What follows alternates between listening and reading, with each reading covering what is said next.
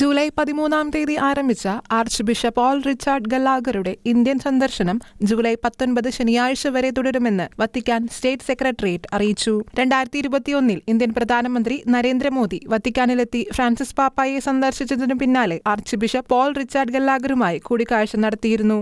ലയോ 14 പാപ്പയുടെ സ്ഥാനാരോഹണത്തിന് ശേഷം വത്തിക്കാന്റെ ഉന്നത പദവിയിലുള്ള കർദിനാൾ ആദ്യമായി നടത്തുന്ന ഭാരത സന്ദർശനമെന്ന പ്രത്യേകത ആർച്ച് ബിഷപ്പ് പോൾ റിച്ചാർഡിന്റെ സന്ദർശനത്തിനുണ്ട്. ജൂലൈ 13 ആരംഭിച്ച സന്ദർശനം ജൂലൈ 19 ശനിയാഴ്ച വരെ തുടരുമെന്ന് വത്തിക്കാൻ സെക്രട്ടേറിയറ്റ് ഓഫ് സ്റ്റേറ്റിന്റെ ഔദ്യോഗിക എക്സ് അക്കൗണ്ടിലെ ഹ്രസ്വ സന്ദേശത്തിൽ അറിയിച്ചു. ഭാരത കത്തോലിക്ക സഭ പ്രത്യാശയുടെ അടയാളമാണ് എന്നാണ് ഫ്രാൻസിസ് പാപ്പ വിശേഷിപ്പിച്ചിട്ടുള്ളത്. 23 ദശലക്ഷത്തിലധികം വിശ്വാസികൾ കർമ്മോദ്യുക്തമായി സഭയുടെ പ്രവർത്തനങ്ങളിൽ പങ്കെടുക്കുന്നതിനാൽ ഭാരത കത്തോലിക്ക സഭ മറ്റുള്ളവർക്ക് വലിയ മാതൃകയാണ്. രാജ്യത്തെ കത്തോലിക്ക സഭ Latin, zero Malabar, zero Malankara എന്നിങ്ങനെയുള്ള 3 റീത്തുകൾ ഉൾച്ചേരുന്നതാണെന്നതും ഏറെ പ്രത്യേകതയുള്ളതാണെന്നും വത്തിക്കാൻ സെക്രട്ടേറിയറ്റ് അറിയിച്ചു. പരിശുദ്ധ സിംഹാസനവും ഇന്ത്യ രാജ്യവും തമ്മിലുള്ള സൗഹൃദത്തിന്റെയും സഹകരണത്തിന്റെയും ബന്ധങ്ങൾ ഏകീകരിക്കുകയും ശക്തിപ്പെടുത്തുകയും ചെയ്യുക എന്നതാണ് ഈ സന്ദർശനത്തിന്റെ ലക്ഷ്യമെന്നും സെക്രട്ടേറിയറ്റ് വ്യക്തമാക്കി.